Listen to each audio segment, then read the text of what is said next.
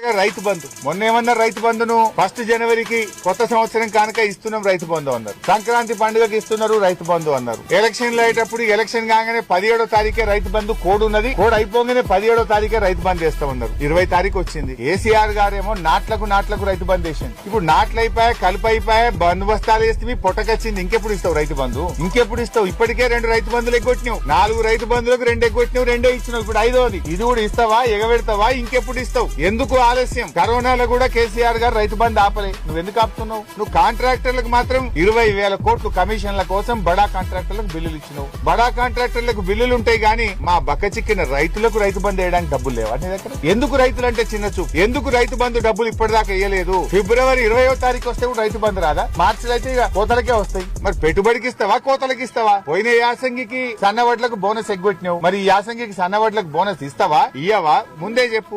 Bonus వస్తుందంటే వేసుకుంటాం, లేకపోతే దొడ్డు చేసుకుంటాం. దొడ్డు చేసుకుంటే 4 క్వింటాలు ఎక్కువ పడతాయి. బోనస్ వస్తాయంటే సన్న చేస్తారు, బోనస్ రాదంటే దొడ్డు చేసుకుంటే 4 క్వింటాలు ఎక్కువ పడుతుంది కదా. నువ్వు పోయిన యాసంగికి బోనస్ ఎగ్గొట్టినావు, మరి ఈ యాసంగికి బోనస్ ఉంటదా ఉండదా రైతులకు స్పష్టం చేయాలని చెప్పి కూడా నేను డిమాండ్ చేస్తూ తక్షణమే దేవాదుల మోటార్లు అక్కడ భీమ్గన్పూర్ లో గాని, ఇక్కడ రేవన్నపేటలో గాని అన్ని మోటార్లు కూడా నడపాలని, రైతాంగానికి 3.5 లక్షల ఎకరాలకు ఈ యాసంగికి నీళ్లు ఇస్తామని చెప్పింది. మరి 3.5 లక్షల ఎకరాల రైతులకు నీళ్లు అందించే విధంగా యుద్ధ ప్రాతిపదికన చర్యలు తీసుకోవాలని ప్రభుత్వం మొద్దు నిద్ర లేసి రేవన్నపేట మోటార్లు, భీమ్గన్పూర్ మోటార్లు, గండిరామారం మోటార్లు అన్ని మోటార్లు కూడా నడపాలని మేము బీఆర్ఎస్ పార్టీ పక్షాన్ని డిమాండ్ చేస్తాం.